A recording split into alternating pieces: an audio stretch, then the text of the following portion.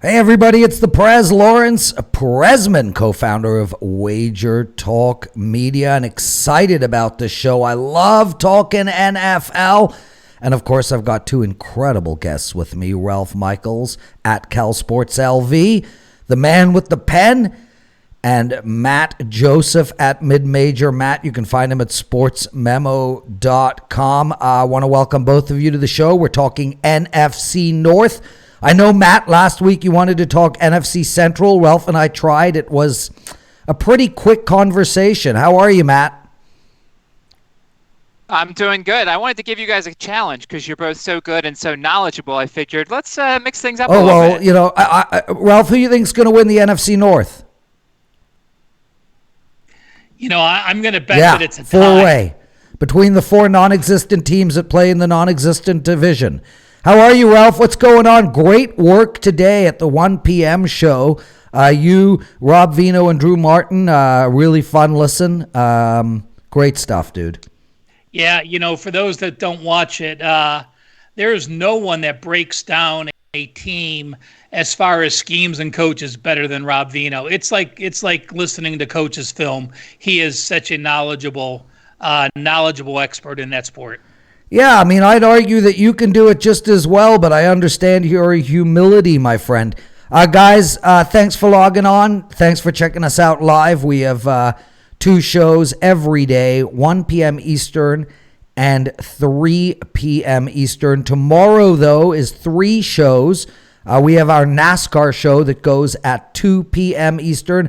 So make sure to check that out. Our NASCAR guys are unbelievable. All of them had a winning Sunday. And then, Ralph, you don't even know this, but starting next week, Monday through Friday, all 5 days, Dave Koken and Andrew McGinnis, we're going to be talking Korean baseball. Andrew will be hosting that show with Dave as a guest.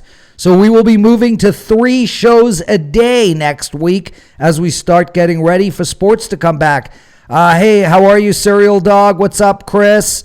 We're waiting on Kane and Abel. They're always around. But, boys, it's NFC North time. Let's get into it right off the bat. So what we're going to do is we're going to talk about the division odds and, you know, if there's any bets to be made there. And then after that, we'll go through each team in order of how they finished last year: Green Bay, Minnesota, Chicago, Detroit. And we'll talk about their win-loss records. Let's get this show on the road. Okay, so I use the odds from Bet365. They're going to be a little bit different, within a penny or two from other books. I've got Green Bay at plus 162 to win the division, Minnesota at plus 162, Chicago at plus 350, and Detroit at plus 650. Welcome, Ryan Budin and David Chan. Nice to see you guys. Ralph, let's get into this. Do you want to talk about which one of those teams you see has the best odds to win the division, or do you want to go through each? Well, you know, Minnesota and Green Bay obviously are the easiest. And, you know, my analysis when I go break down Green Bay is, you know, I talked about how historic the Dallas Cowboys numbers were last week because they had such a poor record relative to their yards. Well, Green Bay is just as historic in the opposite direction. They were minus 7 yards per game. That's like a 7-9 team, and they went 13-3. Well, that's what happens when you do plus 12 turnovers and you go 6-1 in your close games. So I can't bet Green Bay. Clearly, in my book, Minnesota's the favorite. I think there's a little bit of value in them, but I'm not betting them. It's close to being a bettable, but I'm not putting my money out in May to see what happens. And the scary thing about Minnesota is, you know, just their quarterback play. You always go back. You know, this is something Teddy Covers always says. When it's close to pick 'em, you always take the team with the better quarterback. So that has me worrying betting the Vikings over the Packers. Yeah, so basically you're to summarize, you're saying Minnesota is probably the best value of the two teams between Green Bay and Minnesota. But I'm hearing that you are not prepared to make a bet in any direction on who's going to win this division. I am not. Yeah, I thought I'd be betting Minnesota because I had the Packers down so much as far as the numerical play goes. But, I just can't get there. Yeah. I just don't like their offseason enough to give them that push. Matt Joseph, I'll give you my thoughts right after. What do you like in this division? Do you see any value in any of the 4 teams? Well, see, here's the funny thing.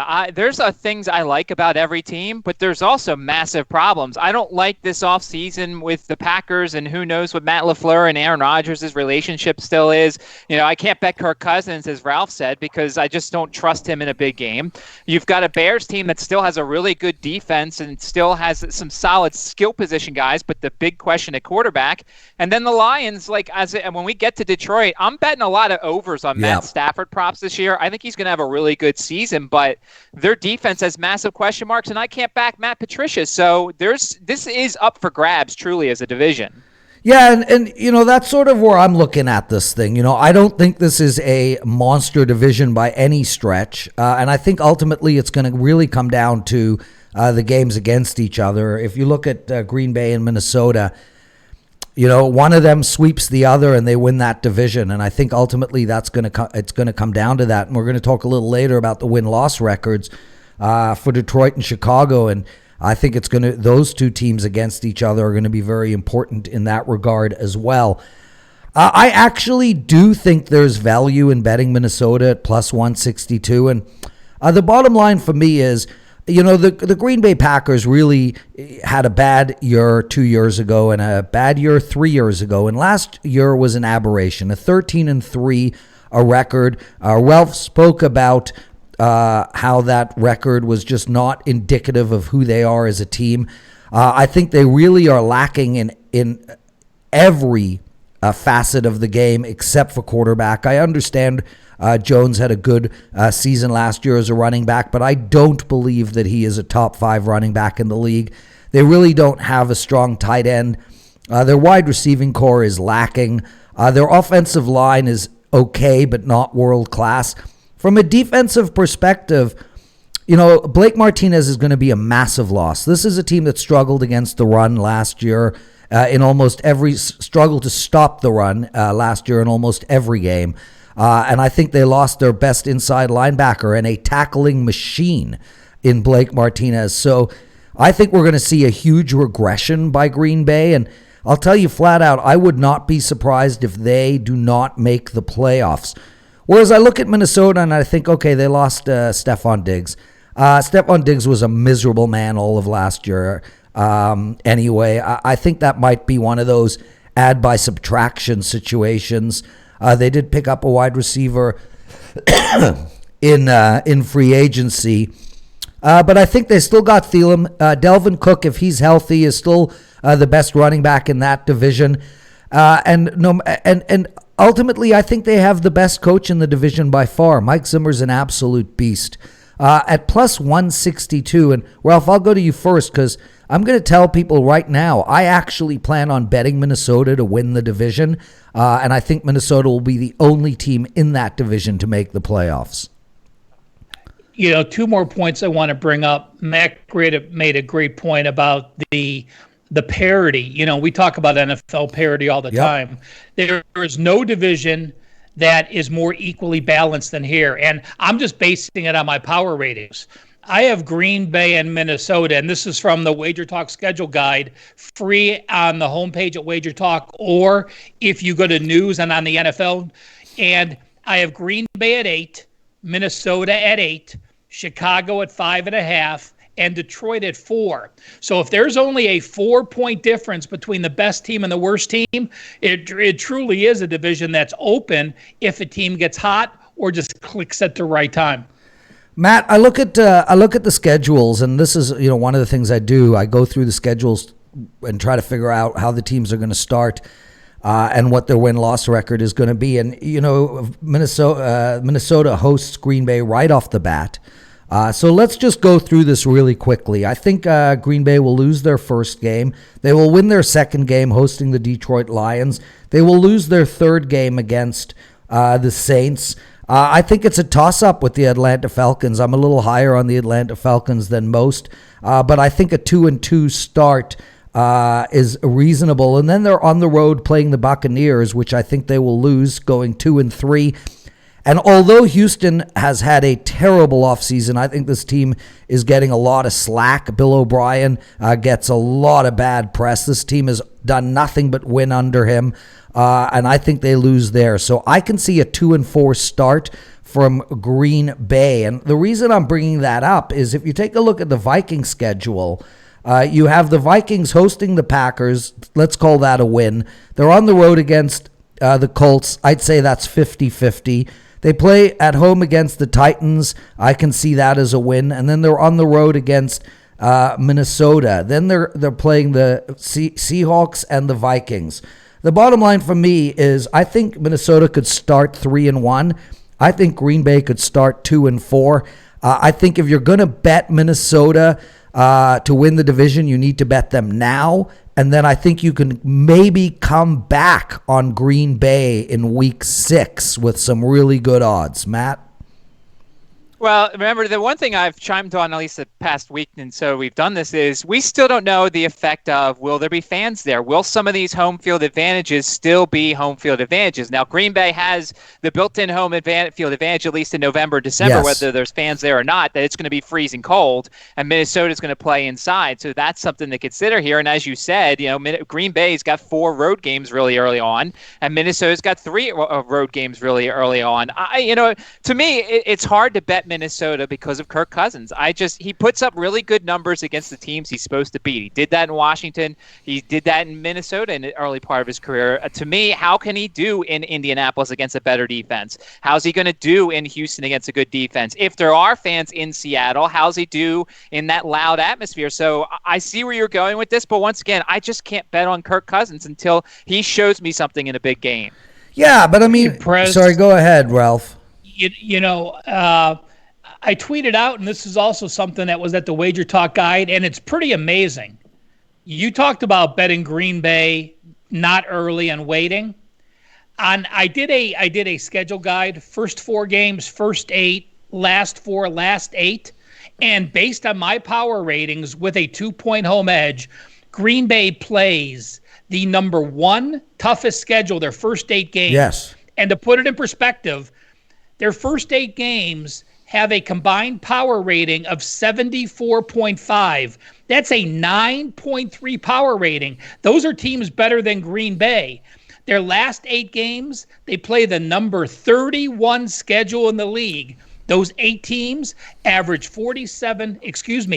a combined 47.5, so an average of 5.9. Yeah, First 8 games, 9.3. Last 8 games, a 5.9 average power rating. It's such a great point, Ralph, and it really backs up what I'm saying about waiting on that Green Bay to win the division. I mean, you look at their last 4 games, and they're on the road playing Detroit.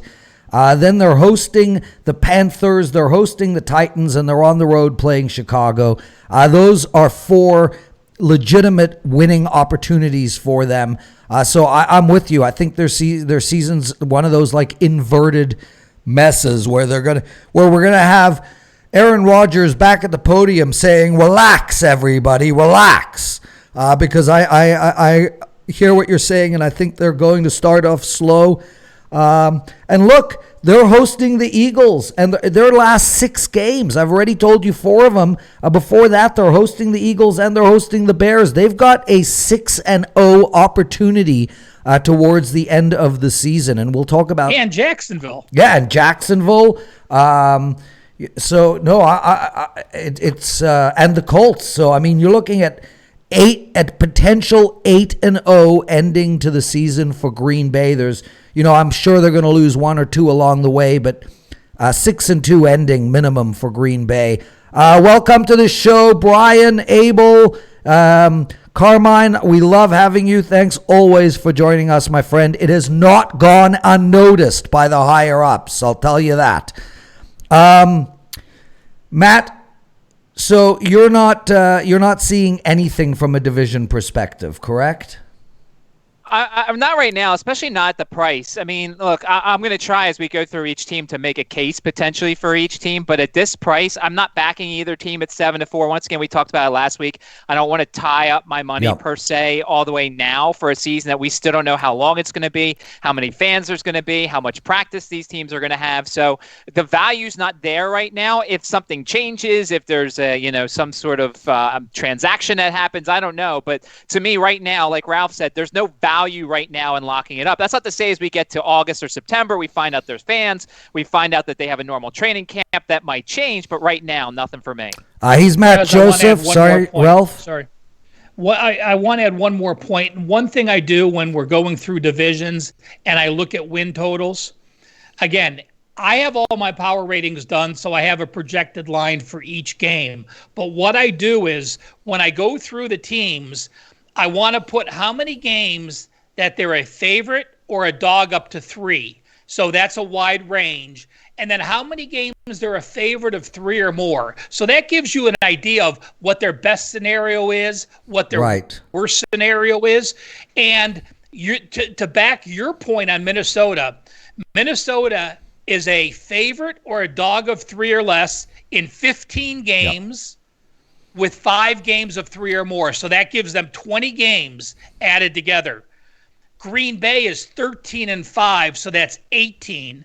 The Bears are 11-3, and that's 14. And Detroit is 10-1, that's 11. So that theorem using the dog and favorite and then a favorite of 3 or more, Minnesota 20, Green Bay 18, the Bears 14, Detroit 11. Just another way to look at teams when you're talking about win totals. Great point, Ralph. And let's get into the win totals. Before we do that, some business to take care of. Shane, we got your greetings from Dublin, Ireland. Welcome to the show. Thanks for joining us. Guys, if you have any questions specifically in regards to the NFC North or the Central, because Matt wanted to talk about the NFC Central. Matt, we're not. That's 4 times. Yeah, we're not gonna drop that, Matt. We're not gonna drop it. It's okay. But we love you, Matt. Guys, the schedule for the rest of the week. Tomorrow we have 3 shows. 1 o'clock Eastern is stoppage time. Carmine, myself, and Nick Borman, we're talking soccer. At 2 p.m. Eastern is our NASCAR show. That show will be hosted by Steve Merrill, and it will have Andy Lang and Rocketman Sports as his guests. At 3 p.m. Eastern, we have Straight from the Strip, our most watched and loved show during COVID. Kelly, Gianni, and Minty. Thursday, we have our first Korean baseball show. It's just myself and Dave Koken as we get ready to launch our Korean baseball videos. They start next week, Monday to Friday, 5 p.m. Eastern. Andrew McGinnis's first ever hosting gig, so make sure to join him for that, 5 p.m. Eastern, every day next week, him and Dave Koken. Carmine, when you putting up a cooking video, bro? It seems like people like them. Ralph, Matt, either of you checked out Carmine's cooking videos? No, but I see his tweets all the time, so, all I know is that he keeps saying, well, when I come to Vegas, so we'll see when that happens. He made homemade gnocchi in a brown butter sauce. He made a bunch for me. I picked it up on Friday. It was absolutely delicious. This dude can cook, flat out cook. The best thing he's made for me, period, to date is those almond cookies. Oh, my God. Like, unbelievable. Anyway, his gnocchi video is up. What did Abel say? I like what Prez mentioned, but Vikings to win division and bet Packers during week 6. That's how I feel, Abel, and I'm actually going to do that. I only make about 4 or 5 of these future bets, and I know Ralph talks about tying up your money, and I understand that. A lot of people, have a very tight bankroll, and they don't want to see their money tied up for a long period of time. For me, I don't really look at things that way. 95% of my money is tied up in a hell of a lot longer investments than a 6 to 8 month sports season. Most of my money's in mutual funds. I got a lot of money in Bitcoin. I don't plan on cashing this stuff out. So to put some money down on a futures bet, it really depends on whether you can afford to tie that money up. Ralph, any quick statements in regards to that?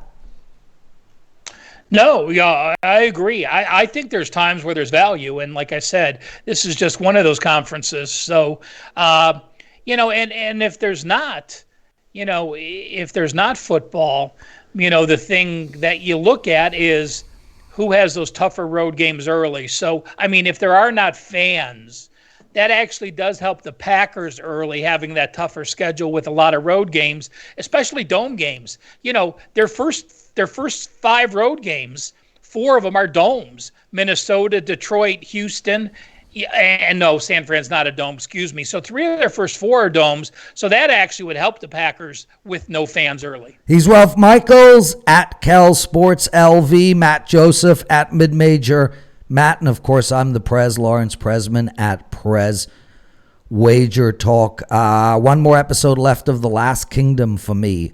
Oh my God, guys, if you haven't watched that show and you like Game of Thrones or Vikings, it is right there with it. Absolutely spectacular television. And Shane, I agree 100% with you about what you said. Futures are a great trading opportunity. He does ask, is 3-1 a fair price for the Kansas City Chiefs to win the division championship? And, we aren't talking about that division yet, so you'll have to stay tuned for us to take that division apart later. But, hey, Ralph, want to take a flyer at it quick? Well, you look at the power ratings. They're the top power rated team. The second best power rating team is Baltimore, and I think Baltimore has some struggles. So they'll regress. Yeah, I have no problems with it because I think KC is clearly the best team. I think KC gets the number 1 seed. So to me, if you're getting the number 1 seed at 3-1, there is value there. Matt? I'm a Baltimore guy. I think that I'd be leaning more towards Baltimore winning the. I think we've had. Sorry, Matt. Can you do that again? It froze. Sorry about that. So what I'm thinking is that I'm more of a Ravens guy. I think that the Ravens are the best team in football, and I think they're the best team in the AFC. And so I'm not ready to buy the Chiefs at that number. I think I'm not ready to buy the Ravens at their number either. But there's no doubt how good Kansas City is. It's just I'm not buying them right now. I want one counter argument there, that. Part of the reason the Chiefs are going to be so successful, part of the reason New England is so successful, it's not always how good your team is, it's how good your division is. And they're going to be a significant favorite against Denver, against the Chargers, and against the Raiders, whereas Pittsburgh with Big Ben is going to be greatly improved. The Browns are even going to give them some trouble, and you never know how good the Bengals are going to be. So KC and Green Bay, who we're talking about, were the only 2 teams in football last year that went 6-0 in their division. But that's why I give an edge to KC over Baltimore. I have them very close power rated, but in the division they're in their division record. Yeah, and I'm with you 100%, Ralph. And not only that, I can add to that, and we'll obviously talk about this on the AFC Central North Southwest show. Okay, Matt, I'm done. I think the Ravens are going to regress, but we'll talk about that on another show. Boys, let's get into the win-loss records of each team.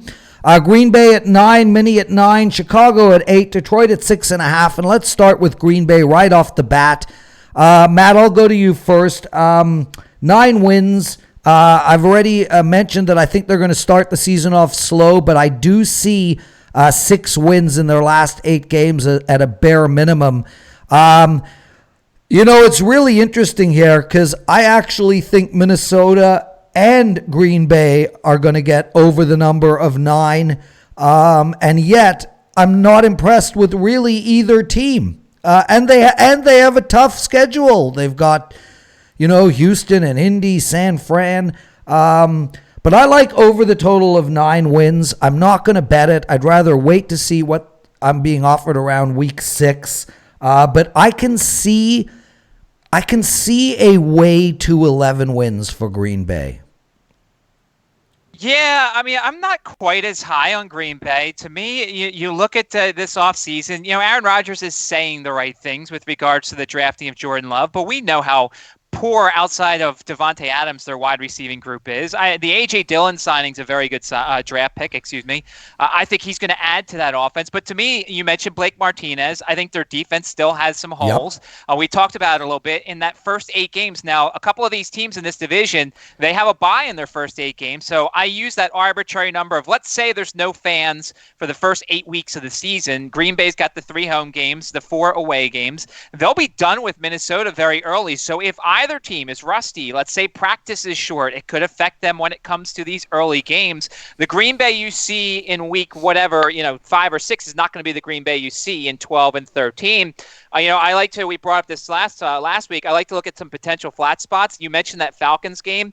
I mean, when you open with Minnesota on the road, Detroit at home, at New Orleans, and then you've got that week 5 bye week, Atlanta comes to town, and granted, if there's no fans or anything, Atlanta could be a flat spot for them. The Carolina game on December 20th, when you've got, Chicago, Philadelphia, at Detroit, and then Carolina and so on, some of these other games, I think that there's a flat spot there potentially for Green Bay. I came up with 9 wins. I have a slight lean to the under. I'm not as big of a Green Bay guy as the rest of you guys are. Yeah, and that's the interesting thing, because I'm not really a big Green Bay guy either, but I go through the schedule. And Ralph, I'll go to you on this. I think one team's going to make the playoffs out of this division. They're going to likely be one and done in the playoffs. This is not a division that suggests a Super Bowl champ to me. But with that said, you go through the schedule, and I went through it already. Last 8 games of the season: Bears, Cowboys at home, Panthers. Oh no, that's the Vikings schedule. The Green Bay schedule. Jags at home, Jags in Green Bay, Green Bay playing the Colts, Bears in Green Bay, Eagles in Green Bay, Packers going into Detroit, Panthers in Green Bay, Titans in Green Bay, Bears hosting the Packers. There's 6 to 8 wins there. With that said, I can't bet this play because I understand what Matt is saying, and I could see Green Bay having a bad season. Well, I'm a numbers guy, especially in the NFL. And you look at Green Bay 3 years ago, yards per play diff. So that's the offense minus the defense. Number 29 in the NFL. 2 years ago, Green Bay, yards per game diff, number 13. Last year, yards per game diff, number 16 in the league. So that 13-3 record, why did you have it? You were plus 12 turnovers. That's not going to happen again. More importantly, you know how much I am into close wins and close losses. 7 close wins, 1 close loss. That puts you at plus 6. That puts you at numbers that there's no way you're not going to fall back. You swept your division. You and KC were the only 2 teams to go 6-0. You have the Vikings, the improved Bears team, the improved Lions team, all with double plus revenge for the multiple years. Again, I would lean, no question, Green Bay under. Green Bay not to make the playoffs. I do like the yes-no because the no's plus 110. So that is one value pick that I do like with Green Bay not to make the playoffs. And again, you look at what they've done. Yes, they have the second easiest schedule of the last 8 games, the number one, the 31 schedule. But again, they just didn't do enough to prove that you have the Love situation at quarterback. We have to mention, the only thing you don't have to improve on is your quarterback, yet they felt there was value in Love. Losing Martinez, losing a couple offensive, losing Frackle, losing a DB. The only guy you pick up on defense is Kirksey besides the draft, and that's from a defense that was number 19 in yards per play at 5.7. So not a Packers fan. If you are a Packers fan, though, again, I told you about their schedule. I've never seen a split like that all my years doing a schedule breakdown. Number 1 and number 31 on the splits. But I may know better on the playoffs. Wins under 9, under, but both are leans and didn't get to the window with either of those yet. Yeah, I'm not getting to the window with it either. But I do want to say something about the Love draft pick. And you guys can, it's non-betting related, but I know Green Bay's got a lot of slack for it. I want you to think about it from this perspective. If you wait until Rodgers is towards the end of his career or even at the end of his career and you draft a quarterback in the first round with Rodgers not on the team, that quarterback gets thrown into the fire. We've seen this over and over and over again with quarterbacks that had potential and that are thrown into the fire and that never really panned out. I think it's actually an interesting pick because you got to assume that the quarterback coaches at the NFL level are very high. They've got to be better than the college level. These are the top coaching positions on the planet. I think the fact that they take this guy, they sit him for the next 3 years, he learns under Rodgers, he does to Rodgers what Rodgers did to Favre, what Steve Young did to Joe Montana. There's no pressure in playing Jordan Love. That's what makes it interesting, is that he knows he's not playing. Now he can focus on learning the game. It might actually bode better for him and the Packers later doing it that way than waiting for Rodgers to be off the team before they draft somebody. Anyway, that's just my thoughts. Not that I justify it, because I would have gone for a wide receiver.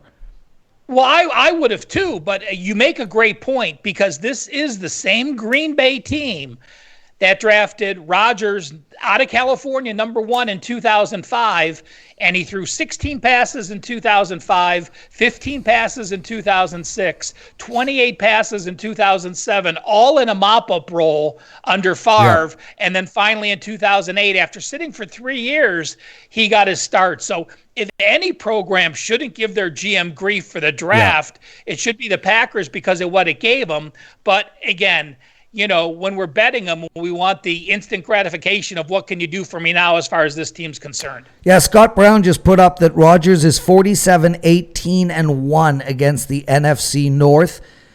You know, you got to take that with a grain of salt. He has 2 free wins every year with Detroit. Chicago's only had 1 good season in the last many years. So he's pretty much got 2 free wins against Chicago. And Minnesota, although they've been a strong team of late, haven't been a dominant force over the stretch of Rodgers' career. So you do kind of need to take that with a grain of salt. With that said, those are absolutely outstanding numbers. Matt, anything to add to the Jordan Love conversation or what I just said? Well, as an Eagles fan, you know, with them drafting Jalen Hurts in round 2, it's kind of the same thing. But when you've got a wide receiver draft that is as good as it is, and you showed that you were going to trade up to get a guy like Jordan Love, why are you not trading up? You know, I see what you're saying. I see the logic behind it. I don't mind having the succession plan in place. But this is a team that is old in certain spots, that is in need of youth to figure things out. And I think that, as you said, look, we've talked about this. This division's highly winnable. It's very vulnerable that if they get the right piece or two in that first round, they win this division rather easily. They make the playoffs. They ride, you know, Rodgers another year or two. But instead, they're looking 3 years down the line, which when you're close enough to making the playoffs and winning division easily and winning a game in the playoffs, to me, you just add more as opposed to looking down the line. They're not Jacksonville. They're not, you know, Cincinnati. They're there. Yeah. They needed to add now as opposed to the future. Yeah, and I agree. I think it was a mistake not to add a wide receiver, but you know, the laugh will be on everybody else in 5 years' time if this Jordan Love turns into, well, Aaron frickin' Rodgers. Guys, let's talk about Minnesota. 9 wins for them. You know, conversely, like what we're talking about with Green Bay, I think we're going to see Minnesota start off strong. You know, I mentioned at the top of the show, I like Minnesota more than Green Bay. I can see 11 wins from Minnesota. Again, I can't bet it. But again, I lean towards the over. Ralph? Well, you know, again, my theorem, which I use a lot, 15 games where you're a favorite or a dog, and 5, that gives you 20. Divided in half, that gives you 10 wins. Clearly the team that I would make the call for, again, not bettable, but just a strong opinion. You know, I look at their numbers over the last few years. We know their defense has fallen off. They were number 1 in yards per game 2017. They were number 4 in the NFL defense, yards per game, 2018. Last year, they fall back to number 14. And again, here's my concern. You know, you let Rhodes and Waynes, both cornerbacks, go away. Yeah. You don't sign a cornerback. Yeah, you in the draft and free agent, you pick some up, but not signing anyone back there.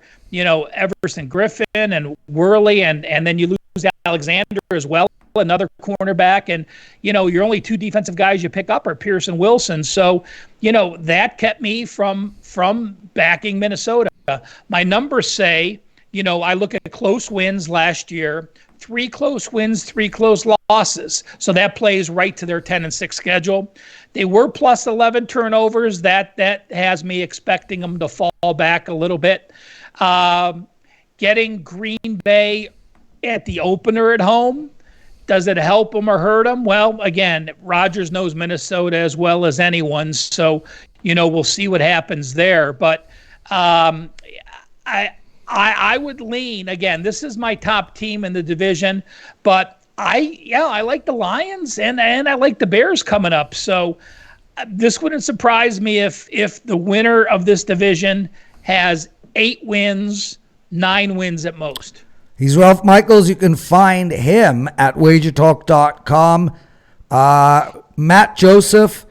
Ralph leans on the under. I lean on the over. Neither of us are going to be getting to the window with those bets. What do you think about Minnesota, a 9-win season? So I will lean with Ralph to the under here. I don't love it either. I'm not rushing to the window. I you know, the closest thing I would bet here is probably no at plus 110 to make the playoffs. You know, this is whenever we look at this roster, I mean, it starts and ends with Kirk Cousins. And I can't back Kirk Cousins. You know, the loss of Stephon Diggs. I know you said that he was a miserable guy last year, but he still adds a lot. You're asking Justin Jefferson to kind of help replace his value there. The defense lost a lot of pieces, as Ralph said. Plus, you know, that week 1 game against Green Bay at home sounds really good with the fans and the crowd and everything. And we may not have that. You may have an empty dome there, which I don't know if it's going to affect teams more to play in an empty dome or empty outside. So that's something to consider here. There's 3 home games, 4 road games in that first 8 with a bye mixed in there. The one flat spot I see here is we didn't talk about it as much. 3 of their final 4 on the road. I think that Chicago home game could be a flat spot when you've got a road trip to Tampa Bay the week before. And then 5 days later on Christmas, they're heading to New Orleans. You know, a place where you can do so many things probably on Christmas. And so you've got that Bears home game. I know it's hard to say, oh, well, it's going to be a flat spot at home, but I don't trust this Minnesota team. You know, it's funny. You said Mike Zimmer's the best coach in this division. It's more of the fact that everyone else stinks in this division. It's not that he's actually any good. I think Mike Zimmer's a great coach. I know that the joke with Kelly is how much he covers and everything, but you put him in another division, I don't think he's the best coach. I don't know if he's a top 5, top 8 coach in this league. I just think he's the best coach in this division because everyone else stinks. I'm not high on Minnesota. I lean to the under, but I'm not rushing to the window here. He's Matt Joseph. You're watching the NFL preview show. We're doing the NFC North. We do the show every single Tuesday at 3 p.m. Eastern. Matt, what are we doing next week?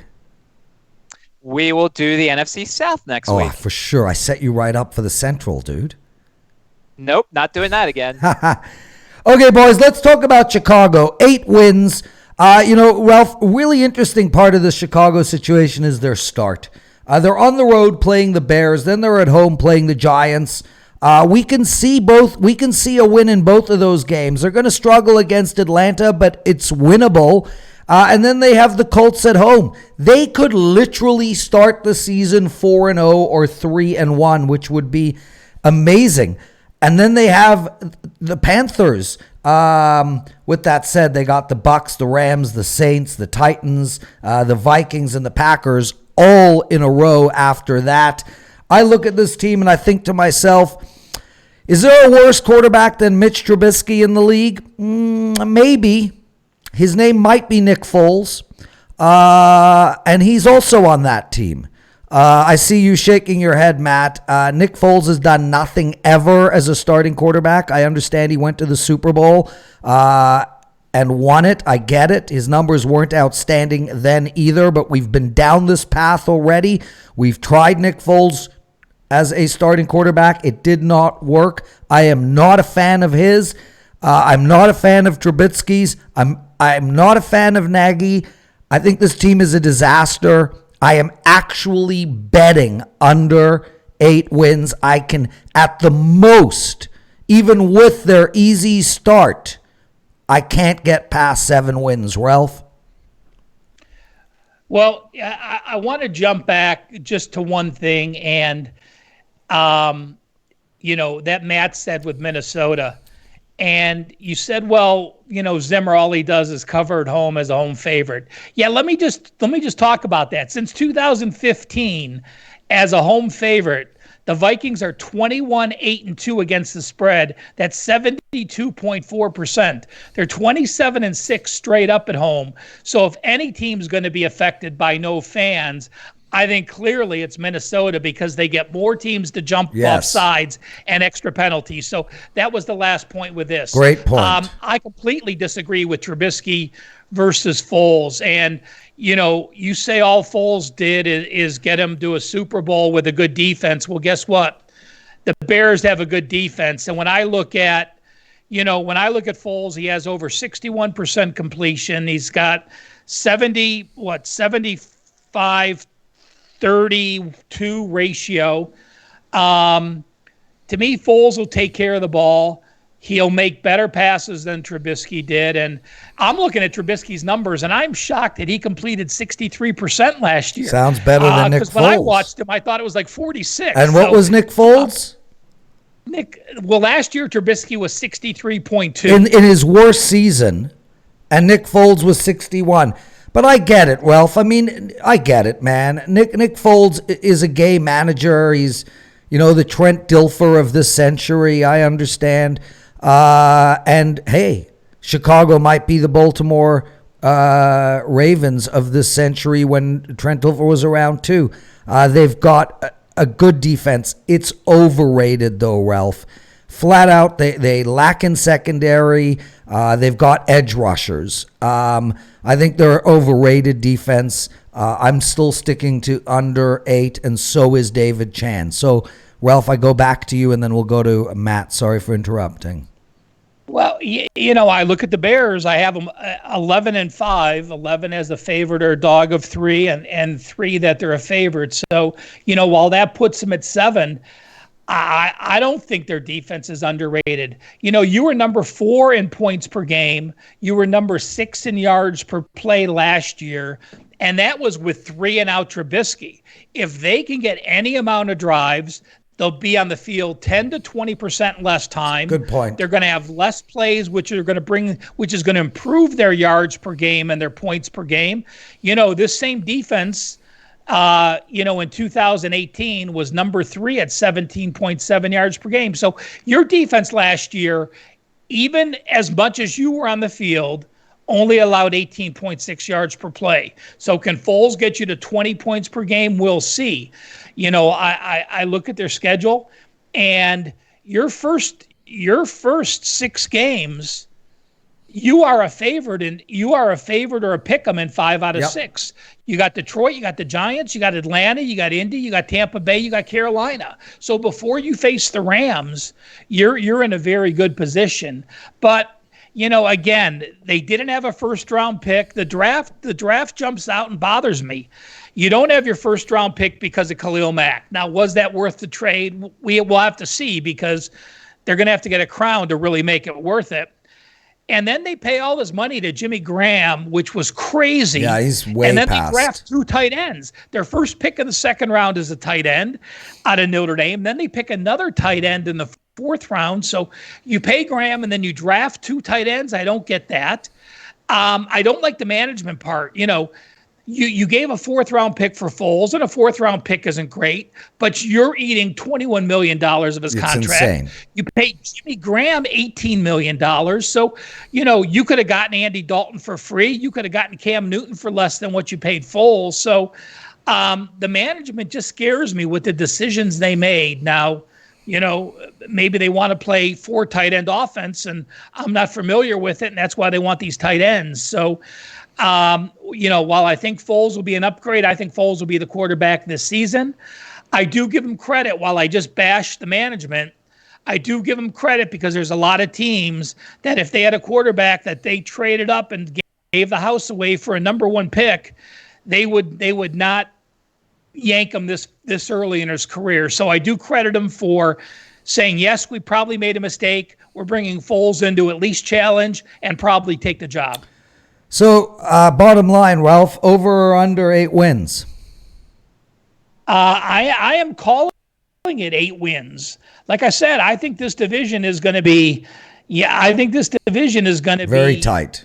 9-7, 9-7, 8-8, 7-9, or 6-10. Matt, Ralph and I disagree here again. I know you were shaking your head at my Nick Foles thoughts, but I mean, it's not that important. Ultimately, the bottom line is all we care about right now is, are the Bears going to win or lose 8 or more games? Much like Ralph, when I went through the schedule a couple times, I pretty much did come up with 8. So if there is a 7.5 out there, or if there's some other number, then obviously, as we talk about, with regards to shopping around, we're just using one book, and most books are the same. To me, when you look at the Bears, this schedule is very easy, and then it gets very tough. I think, and I'll say it now, on May 19th, I think they beat Tampa Bay or New Orleans at home. I'm a big fan of their defense. I think that their defense, while they didn't make a lot of additions, they did what they had to. I think Robert Quinn's going to fit in nicely. I like their secondary. Artie Burns is a decent corner for them to come over. I still think their front seven is very good, and there's a lot of talent there. And I think this is a team that I'm going to be on a lot of unders this year. And once again, it's going to be probably 37s, 38s, which is going to be a little touch and go. But I think Foles is an upgrade over Trubisky. I think they can run an offense that's going to suit those guys. And look, if Foles is going to be a game manager, there's not a better place to be a game manager, especially in November, December, when it gets cold in Chicago and you've got a defense out there for quite a while. And it keeps, look, I don't love their offensive weapons, Ted Ginn, Cordarrelle Patterson, the Jimmy Graham thing. Like they're no signing guys back. that were good back in. Well, I like Tariq Cohen, but he's a gimmick. David Montgomery, I argue they gave him enough chance last year. The tight end thing, as Ralph said, was a little odd. I do like Kmet, but I don't. You didn't need him, or you didn't need Jimmy Graham. Here's the funny thing about their flat spot that I actually looked at for them. I think it could be Week 16 against Jacksonville. It's a road game in Jacksonville. They're figured to win, but they're coming off the road game at Minnesota. They've got Green Bay at home. If everything, like Ralph said, is that this is a tight division, you've got 2 divisional games sandwiched around a contest that is basically, a free space for almost all these teams. I think that for Chicago, I came up with 8. I think there's small value on yes for the playoffs if you believe in this defense. And if you believe that Nick Foles is that much of an upgrade, it's not out of the realm of possibility that Chicago could make the playoffs if both of those things happen. And plus 150 for yes is not terrible. Yeah, don't take that bet, people. At least from my perspective. But Matt, great point about Jacksonville. And yeah, look, they have upgraded their secondary. And Robert Quinn's a beast. So 100% I'm with you there.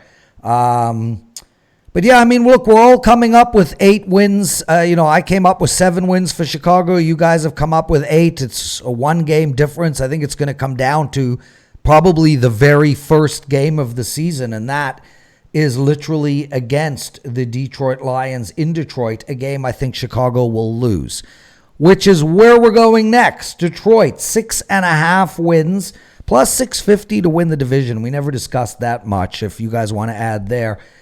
Look, I go through this Detroit schedule, and one of the people watching and listening to our show, and we really appreciate you guys.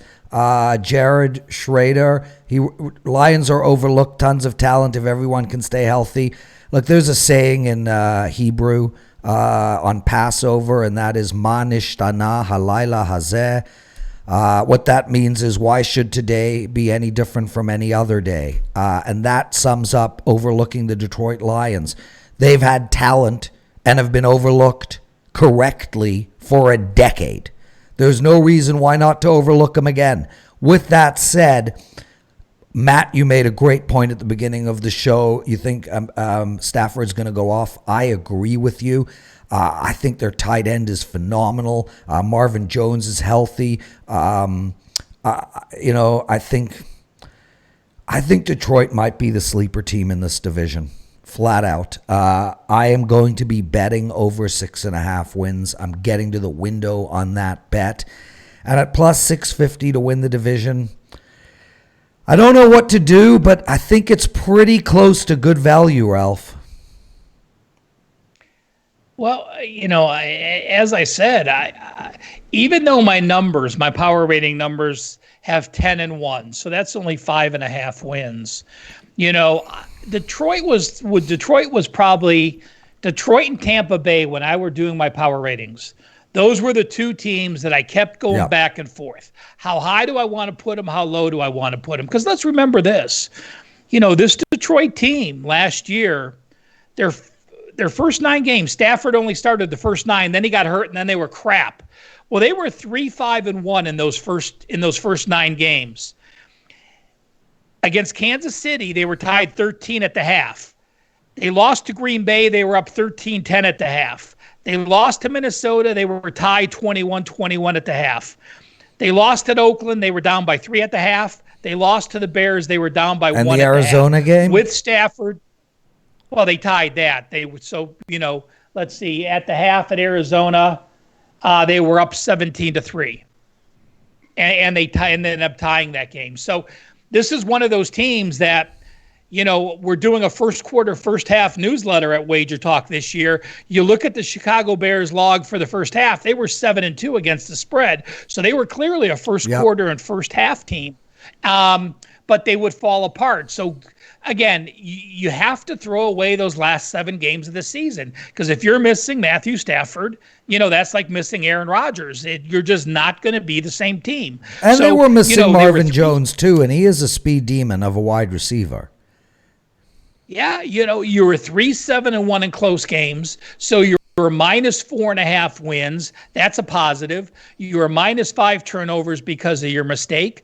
You've got again, and I'm going to have concerns here because you have a head coach who's a Bill Belichick disciple, and what do?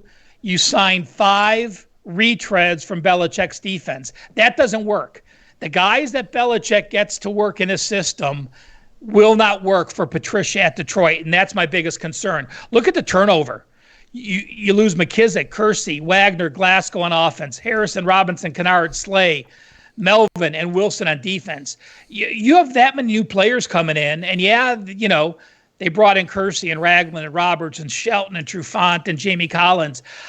There's too much turnover for me to move them higher. So, again, this is the team that I struggled with the most. I can see them clearly going 5-11. I can clearly see them going 7-9 or even 8-8. But when you have 16 guys you're turning over on your roster and a quarterback who's aging, who I still think is going to do well, is getting better, my biggest gray area in the NFL is the Detroit Lions. I'm leave it at that and let one of you two hopefully have a much stronger opinion. Well, I do, and I've given it out. Matt, the Detroit Lions sitting in the gray area is year after year, my friend. Where are you going with this team? Well, the strongest play that I have with regards to the Lions, as I said, is I think I'm loading up on the over on Stafford yards, Stafford touchdowns. I think Stafford just has a better year. He's got an upgrade on the offensive line. The Hayapuli Vaitai signing up front, he's going to solidify one of the tackle positions. His skill position guys are good.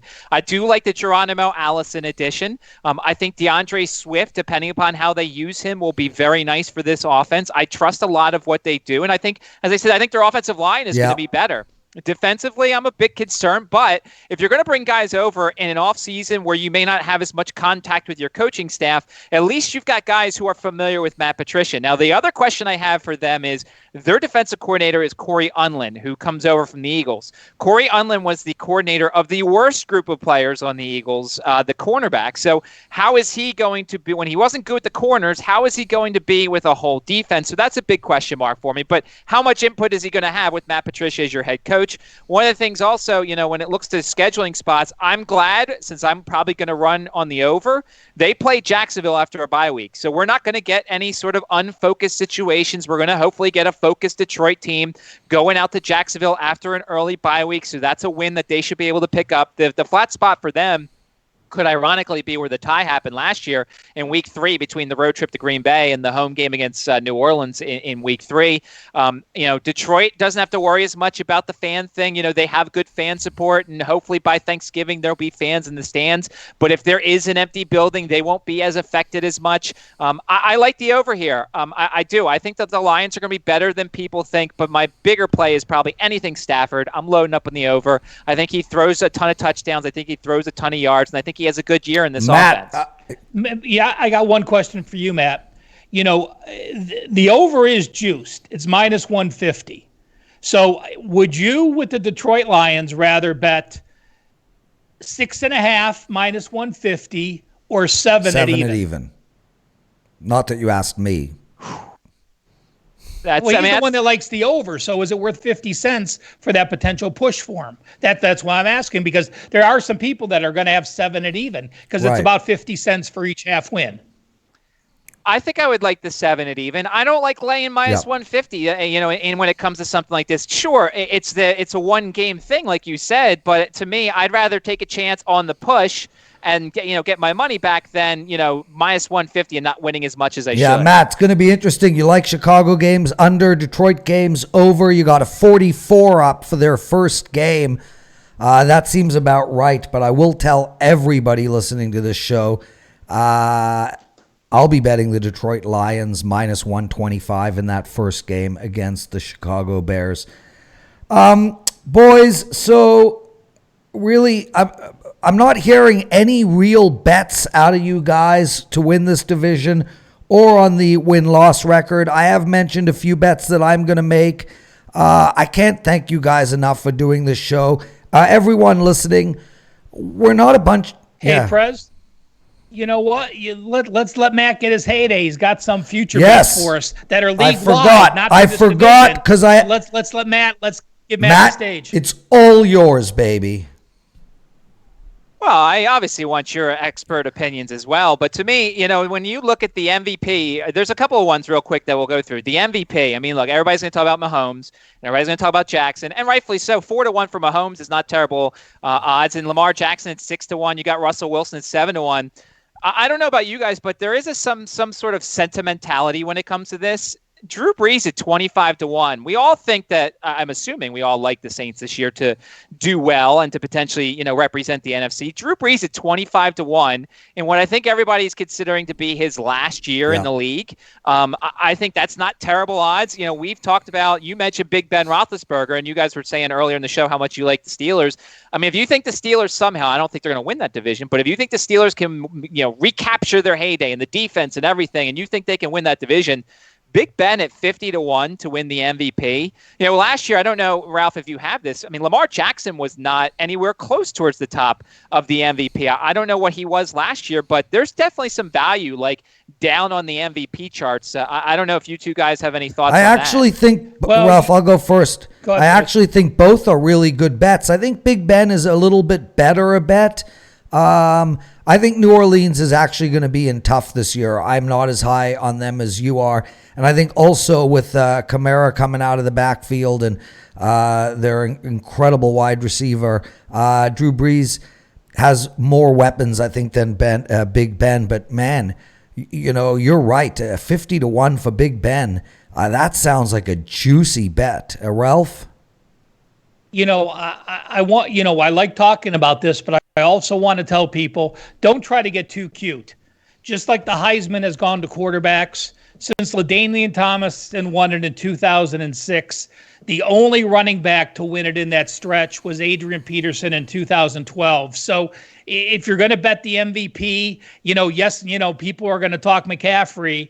I think you just got to stick to what's traditionally and what has historically won. And of late in the last 15 years, it's been a quarterback. And Ralph, on that note, I mean, how many MVP winners have played for very bad teams, which is what McCaffrey faces right now? Yeah, well, it's been Baltimore, KC, New England, Atlanta, Cam Newton with Carolina. They had a winning year. It was Rodgers, Peyton Manning with Denver. So those are all winning teams going back to Adrian Peterson in 2012. Matt, I love the Big Ben and the Drew Brees bet. What's Deshaun Watson at? Deshaun Watson, and I'm using one sports book, so obviously you can get it 25-1 here for I for love Deshaun that Watson. bet too, dude. I think this kid is a animal, and I think we're only going to see better from him. I think he has a better season than Lamar Jackson. Anything else you want to add, Matt? So, normally we don't look at the comeback player of the year odds because usually it's a hard thing to handicap. But to me, I thought there was a couple of interesting things. The explosive amount of talent here in the comeback player of the year. You've got Gronk as your favorite.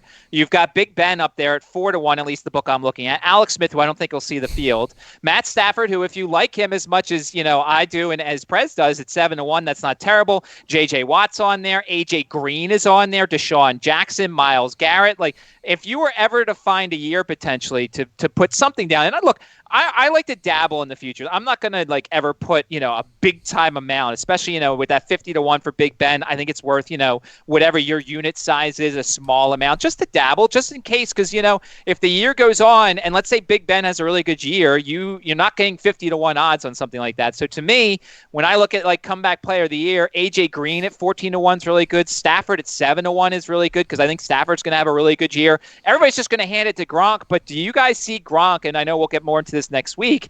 I don't think Gronk is going to be the Gronk we know. I don't know how much Gronk is going to play. Yeah, and not only that, you're looking at a team with two of the best wide receivers in all of football as well. It's not the same as what he was with the New England Patriots. I do want to mention Alex Smith, but Ralph, go ahead. Gronk's not going to win it because he won it in 2014. Just going back through the last couple years, Tannehill for Tennessee last year, Andrew Luck in 18, Keenan Allen, a wide receiver, and Jordy Nelson in 16 and 17, Eric Berry in 15, Gronk in 14, and then it was 6 straight quarterbacks: Manning, Stafford, Vick, Brady, Pennington. So there have been other positions. It hasn't always been a quarterback, but Gronk did win it again in 2014. Guys, we got to end the show. I actually have a business meeting to do, but I do want to say one thing. Alex Smith to the Patriots. It makes so much sense to me, and I could see him playing for the Patriots. He'll fit into that team perfectly. Their Pats had an incredible defense last year. I think we're going to see a great defensive effort from them again this year. I think it just makes total sense. Ralph? I can't argue. I don't think they start the season with Jarrett Stidham. I think they have to at least bring someone in to give him a push. I just feel like he's the perfect replacement to Tom Brady because he's a veteran and there's not going to be that pressure and that you're replacing Tom Brady as a young kid concept. Matt? Well, they could be tanking for Trevor next year or tanking Please for don't Fields tank next year. for So Trevor. maybe, This guy is not going to have a big-time NFL career. Really? We don't have time to get into it, but I'd be very interested It's to know his why. hair. He's going straight to Harlequin. He's taking over for Fabio. It didn't work for Sunshine and Remember the Titans, so it's not going to work for We're him. out of here, boys. Thank you so much. The two of you, I love doing this. My God, it's fun. Make sure to check back tomorrow. We've got a show at 1 p.m., 2 p.m., and 3 p.m. Eastern. Thursday's 1 p.m. show will be Korean baseball. Check that out. And the three of us will be talking NFC Central. Okay, I'm an idiot. We're going to be talking, what are we talking about? South. NFC South. Next week, boys. I love you both. We'll see you next Tuesday. Thanks for watching.